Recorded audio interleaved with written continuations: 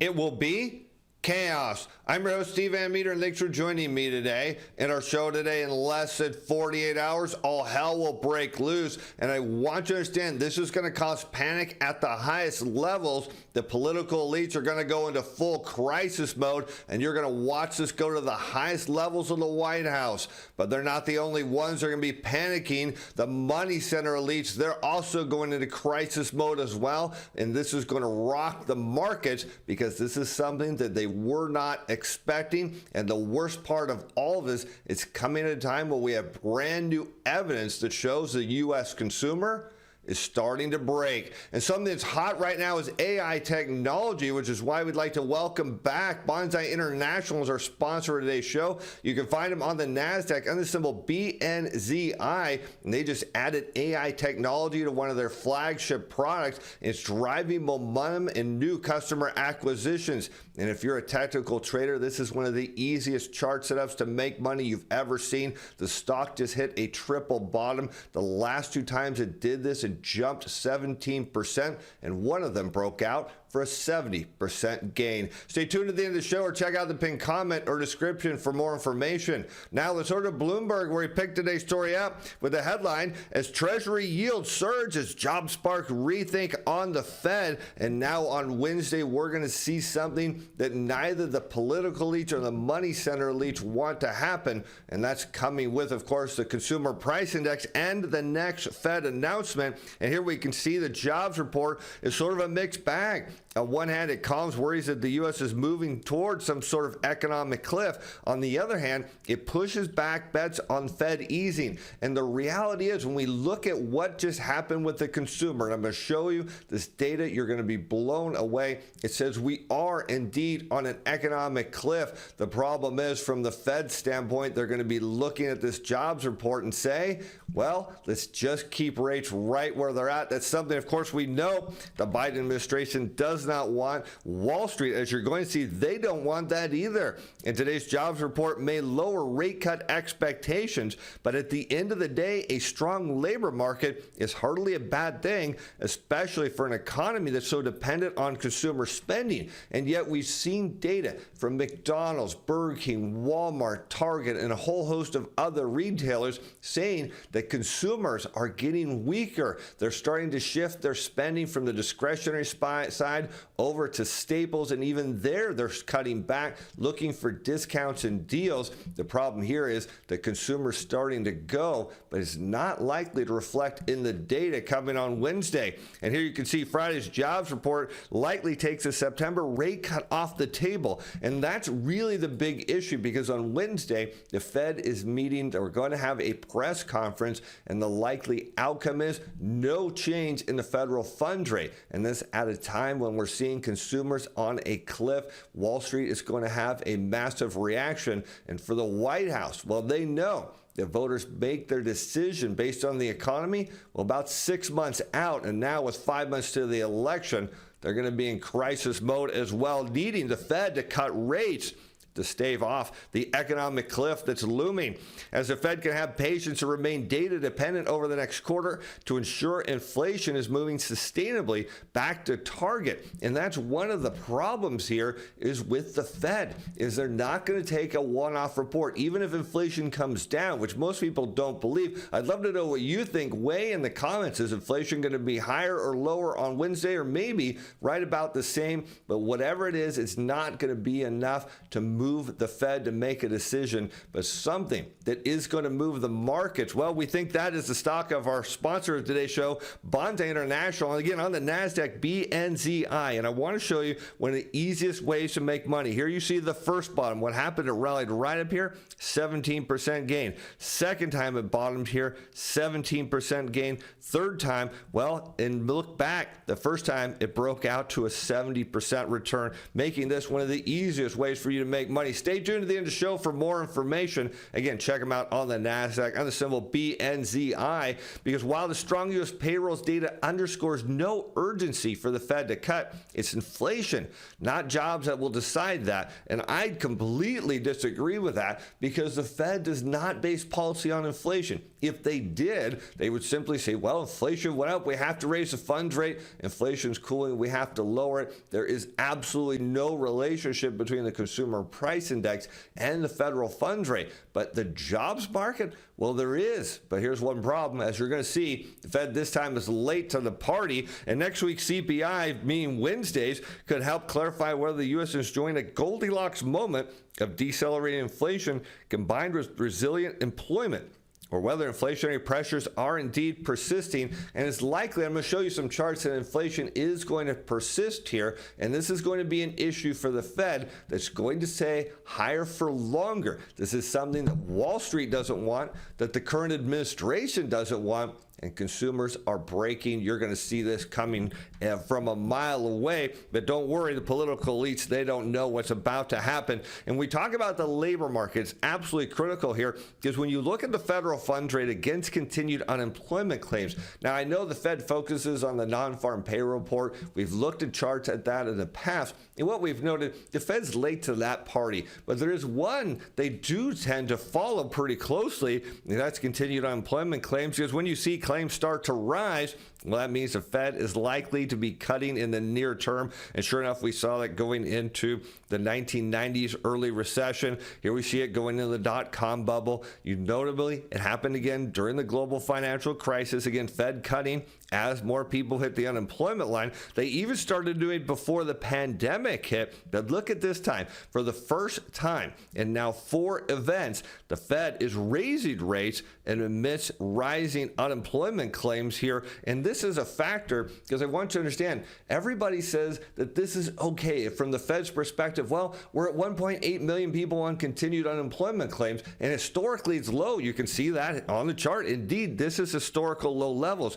But if you want to keep a booming economy, that post-pandemic economy running, where we're seeing prosperity and economic growth, well, you need to keep the labor market intact. They're seeing it cool off here. The Fed says it's not a big deal. We say it's a much bigger deal than they want to admit.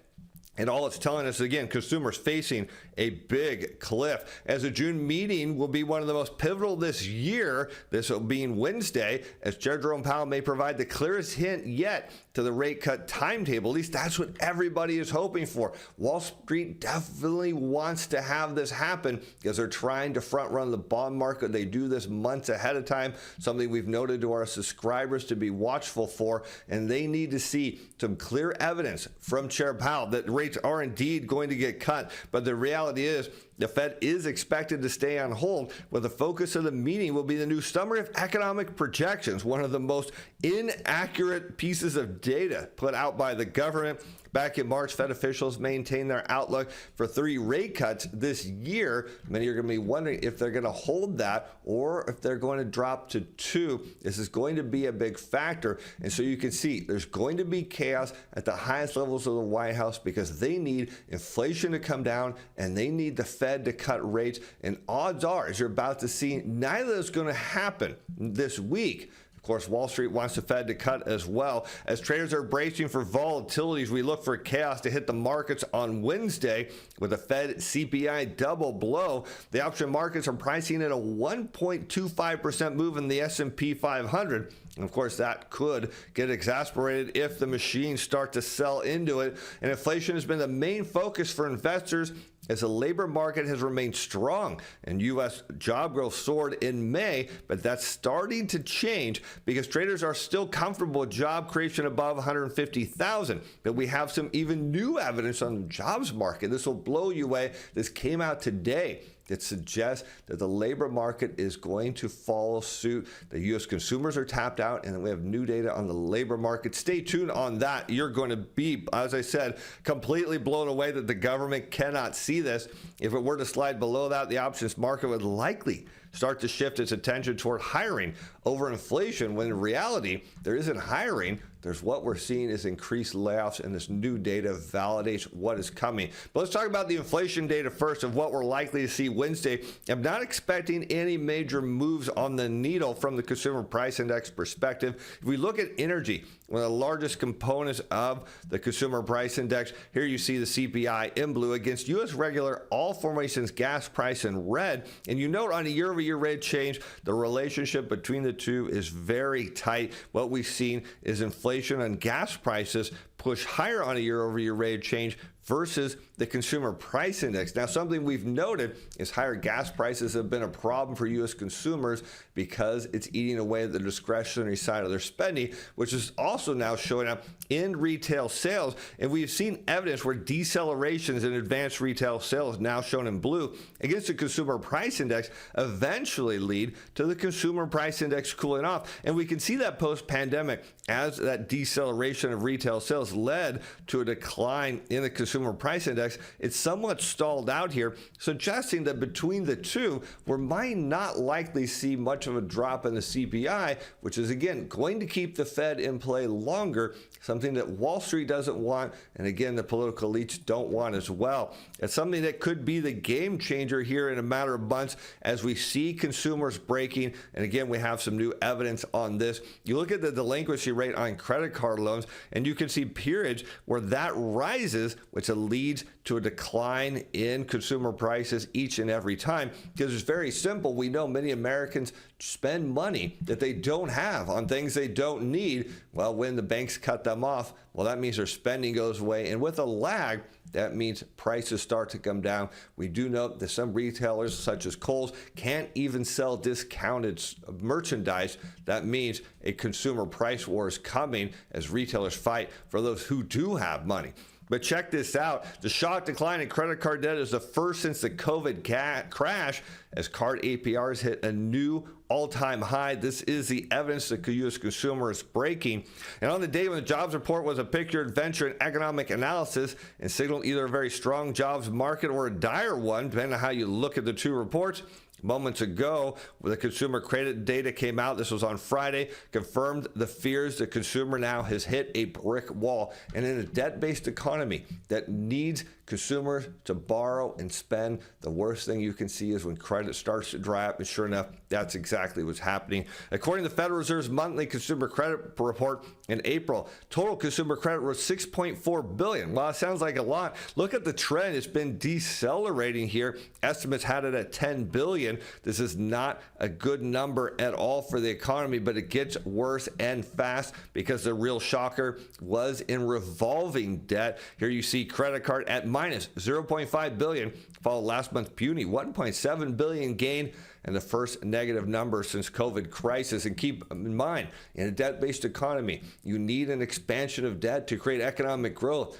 When consumers start to pay down their debt and credit contracts, well, it means we're facing a cliff in a big way. And here you can see, to get the sense of just how rare it is to get a negative credit card debt monthly change, consider that in the 6 years prior to the COVID crash, the U.S. had recorded just 5 months of negative prints, and all tended to precede major drawdowns in the economy. We expect no less this time. And again, you talk about bad news for the current administration who's looking for re-election now in 5 months. They need to see the economy strong and robust and inflation cool off. You look at Wall Street, from their standpoint, everybody's crammed into 5 stocks, underweight. Of course, the bond market, this is bad news too, because when the consumer goes, well, the market soon follows.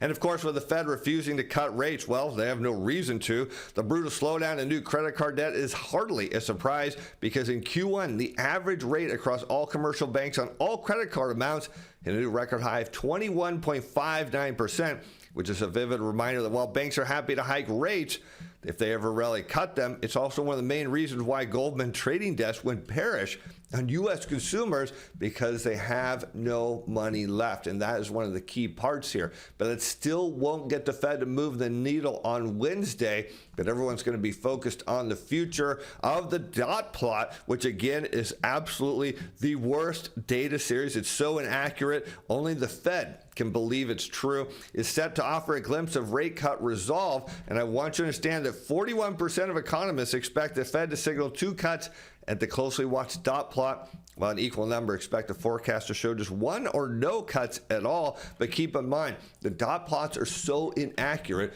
that they don't actually work. So the Fed puts these projections out, and what they actually do is something completely different. But the market watches over them because they still believe in the Fed magic. Of course, if you're a fan of the show, you know we don't believe in Fed magic, as the Fed will opt to keep rates steady for longer. This is a likely case on Wednesday, and they will make that claim that they will stay here and not cut rates until they have complete evidence that inflation's cooling off, and they want to see a renewed run of more favorable data in line with inflation trend closer to 2% before they feel comfortable cutting rates. And for good reason, because Fed's Logan says policy may not be as restrictive as believed, even though we know that it is, because the evidence is in the consumer credit data.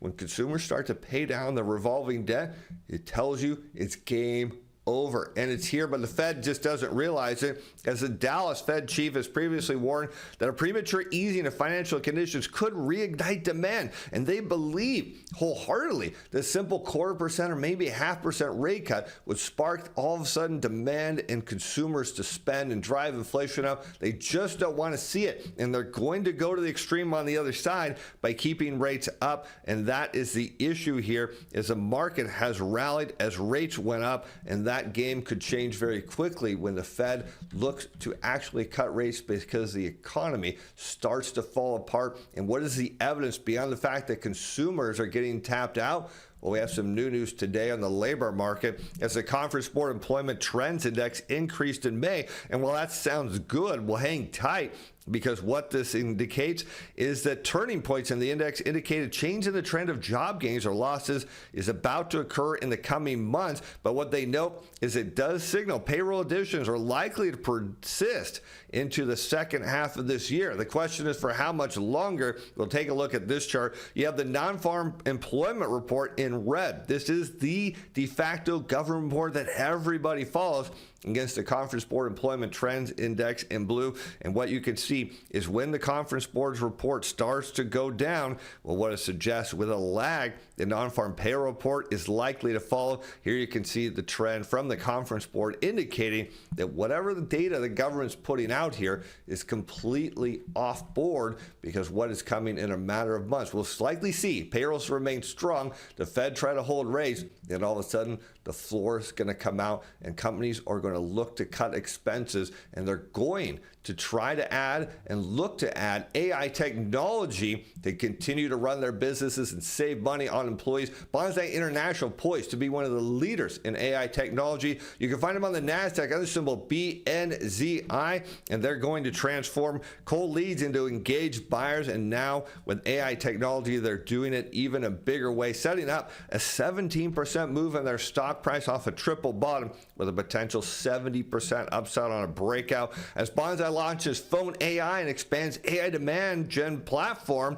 And now these new features support Reach's vision as an AI-powered demand generation platform. And you think about this, as the economy likely heading into recession, businesses will still need customers, they'll still need sales, they're going to look to cut expenses, they're going to look to AI technology, and look at what we're seeing out of Banzai, as people have used a phone to connect with customers since its invention, but has always required a human to sit in front of the phone to operate it. Well, Banzai, you're not going to need that anymore. They've always found managing large teams of humans dialing phones to be challenging to scale, and this will allow Banzai customers to leverage dynamic AI-powered phone agents with complex workflows at scale for all 14 campaign types now supported by Reach. You can see why they're actually adding so many new customers and building momentum, because Reach helps marketers achieve their goals by deploying multi-channel, multi-touch outbound campaigns directly to a company's targeted audience.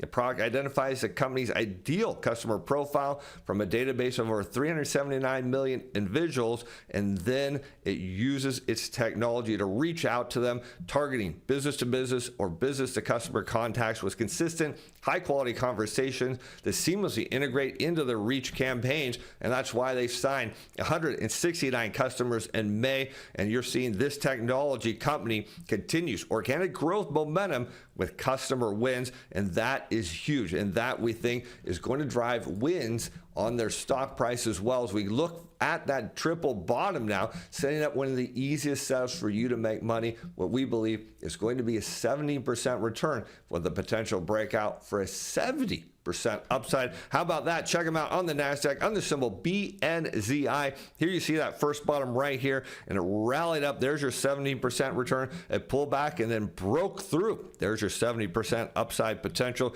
Here you see another bottom in the same place. What happened? Rallied up, boom, 17% return right there. Here's that opportunity, pull back in the same spot. Buyers have been setting up a very simple 17% return break through that volume profile line here shown on the 30-day chart. You're looking at a potential 70% return for Banzai International. And as always with any company we feature on our show, you're under no obligation to purchase their stock. Be sure to do your own research before placing any trades. And with that, I'm Steve Van Metre. Thanks for watching. Thanks for being fans. Bye now.